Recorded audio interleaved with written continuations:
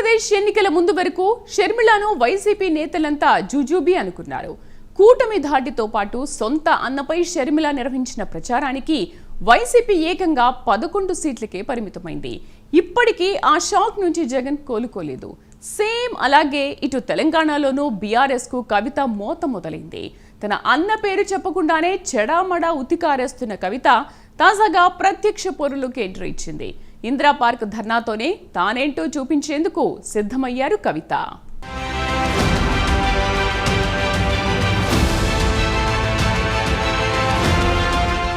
MLC కవిత తగ్గేదేలే అంటున్నారు. తన పొలిటికల్ దూకుడు కొనసాగిస్తున్నారు. తెలంగాణ రాజకీయాల్లో కవిత వ్యవహారం ఇంకా కొలిక్కి రాలేదు. ముందుగా బీఆర్ఎస్లో కేటీఆర్ టార్గెట్గా తన కార్యాచరణకు పదును పెట్టి తన భవిష్యత్తు రాజకీయ వేదికను బలోపేతం చేసుకుంటున్నారు కవిత. ఇదే సమయంలో తండ్రికి మద్దతుగా కొత్త నిర్ణయాలు తీసుకుంటున్నారు. పరోక్షంగా తన అన్న కేటీఆర్ను ఫిక్స్ చేస్తోన్న తదుపరి అడుగులు ఆసక్తికరంగా మారుతున్నాయి. తండ్రిపై విధేయత చూపిస్తూనే అన్నపై పోరాటానికి సిద్ధమయ్యారు. లేఖతో రాజకీయ సంచలనంగా మారిన కవిత బీఆర్ఎస్ను కాపాడుకోవడం తన లక్ష్యమని చెబుతున్నారు. కవిత లేఖ తరువాత కేసీఆర్ పార్టీ ముఖ్య నేతలతో మంత్రాంగం సాగించారు. కవిత వ్యవహారంలో వేచి చూసే ధోరణిలో కనిపిస్తున్నారు. కేసీఆర్ లక్ష్యంగా కవిత అడుగులు స్పష్టంగా కనిపిస్తున్నాయి. కేటీఆర్ వ్యూహాత్మకంగానే ఈ సమయంలో విదేశీ పర్యటనకు వెళ్లారు. వర్కింగ్ ప్రెసిడెంట్ ట్వీట్లకే పరిమితమవుతారా అంటూ అన్నను టార్గెట్ చేసిన కవిత కేసీఆర్కు నోటీసులు ఇస్తే ఆందోళనలు చేయరా అంటూ నిలదీసి ఇప్పుడు తానే నిలదీస్తున్నారు. అటు ప్రభుత్వంతో పాటు బీఆర్ఎస్ను కవిత నిలదీశారు.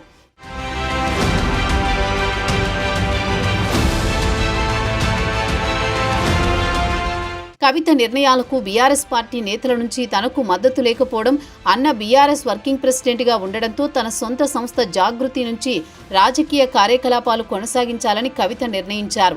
అందులో భాగంగా తన ఇంటి వద్దే కొత్తగా జాగృతి ప్రధాన కార్యాలయం ప్రారంభించారు. తన అన్న చేయలేనిది తాను చేసి చూపిస్తాను అనే విధంగా కవిత నేరుగా రంగంలోకి దిగారు.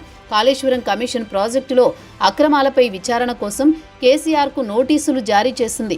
జూన్ 5న విచారణకు కేసీఆర్ హాజరు కావాల్సి ఉంది. దీనికి నిరసనగా కవిత ఇందిరా పార్క్ వద్ద ధర్నా చేపట్టారు.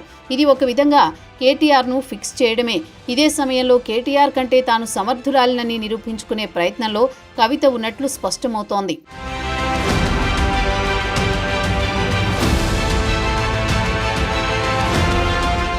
బీఆర్ఎస్ అధినేత కేసీఆర్ కాళేశ్వరం కమిషన్ నోటీసులకు నిరసనగా ఇందిరా పార్క్ వద్ద తెలంగాణ జాగృతి ఆధ్వర్యంలో ధర్నా నిర్వహించారు. ఈ ధర్నాలో ఎమ్మెల్సీ కవిత, జాగృతి నేతలు, కార్యకర్తలు, నిపుణులు పాల్గొన్నారు. విచారణకు రావాలని పీసీ ఘోష్ కమిషన్ కేసీఆర్కు నోటీసులు జారీ చేయగా కేసీఆర్ విజ్ఞప్తి మేరకు ఈ నెల 11కు విచారణ తేదీని కాళేశ్వరం కమిషన్ మార్చింది. ప్రాజెక్టు ఆనకట్టల నిర్మాణంపై అప్పటి ప్రభుత్వ పెద్దలను కమిషన్ విచారించనుంది. ఈ విచారణలో June 6న MLA Harish Rao, June 9న MP Etela రాజేందర్ను commission విచారించనుంది. ఇప్పుడు ఎమ్మెల్సీ కవిత కేసీఆర్కు కాళేశ్వరం కమిషన్ నోటీసులు ఇవ్వడం ఇందిరా పార్క్ వద్ద ధర్నా నిర్వహించారు. కవిత ధర్నాకు జాగృతి తరపున భారీగా కార్యకర్తలు, అభిమానులు తరలివచ్చారు. ఈ ధర్నాలో ఆమె తన తండ్రి కేసీఆర్కి సపోర్టుగా మాట్లాడడం, కాంగ్రెస్పై నిప్పులు చెరగడం ఇవన్నీ పెద్ద విషయాలేమీ కావు. అసలు విషయం బీఆర్ఎస్లో చీలిక. ఇప్పటికే బీఆర్ఎస్ పార్టీ వర్కింగ్ ప్రెసిడెంట్ అయిన కేటీఆర్ కనుసన్నల్లో నడుస్తోంది. మరోవైపు తోడుగా హరీష్ రావు ఉన్నారు. వాళ్ళిద్దరూ పార్టీని నడిపిస్తూ ఉంటే తెర వెనుక కేసీఆర్ అంతా చూసుకుంటున్నారు. ఇప్పుడు ఈ సేఫ్ జర్నీకి కవిత భారీ బ్రేక్ వేసేటట్లు స్పష్టంగా కనిపిస్తోంది.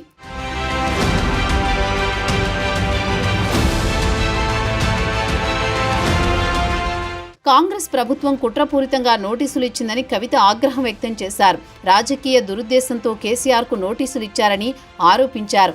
తెలంగాణకు నీళ్లు, నిధులు తీసుకురావడం కేసీఆర్ చేసిన తప్ప అని నిలదీశారు.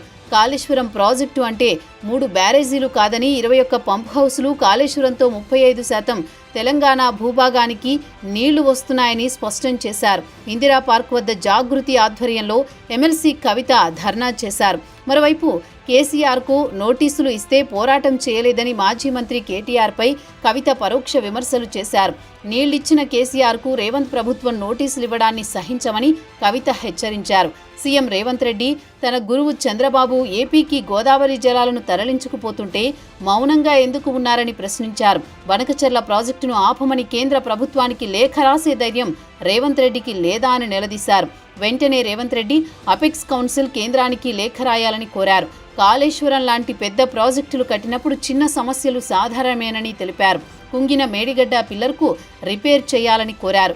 21కి గాను 20 పంప్ హౌస్లు మెగా కృష్ణారెడ్డి కట్టారని గుర్తు చేశారు. మెగా కృష్ణారెడ్డిని కాళేశ్వరం కమిషన్ విచారణకు పిలిచే దమ్ముందా అని సవాల్ విసిరారు. ఆయనను విచారణకు ఎందుకు పిలవడం లేదని ప్రశ్నల వర్షం కురిపించారు ఎమ్మెల్సీ కల్వకుంట్ల కవిత. చంద్రబాబు మీద ఆధారపడి బీజేపీ కేంద్రంలో ప్రభుత్వాన్ని నడుపుతోందని కవిత ఆరోపించారు. అందుకే కేంద్ర మంత్రులుగా ఉన్న కిషన్ రెడ్డి, బండి సంజయ్ బనకచెర్ల ప్రాజెక్టు గురించి మాట్లాడడం లేదని మండిపడ్డారు. తెలంగాణ బిడ్డ ఈటెల రాజేందర్ అయినా ఈ విషయంపై మాట్లాడాలని కోరారు. రైతులు జాగృతి తరపున మాట్లాడాలని ఈటెలకు విజ్ఞప్తి చేశారు. నోరు కట్టేసుకుని అపవాదు తెచ్చుకోవద్దని ఈటెల రాజేందర్ను కోరారు. తెలంగాణ ప్రయోజనాల కోసం ఈటెల రాజేందర్ ప్రత్యేక బాధ్యత తీసుకోవాలని కోరారు.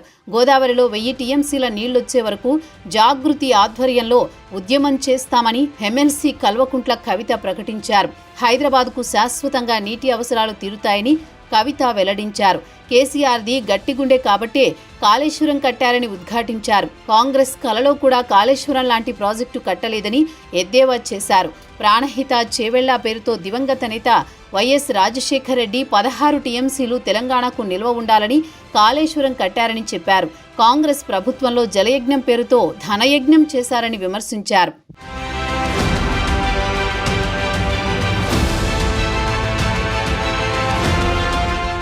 ఇందిరా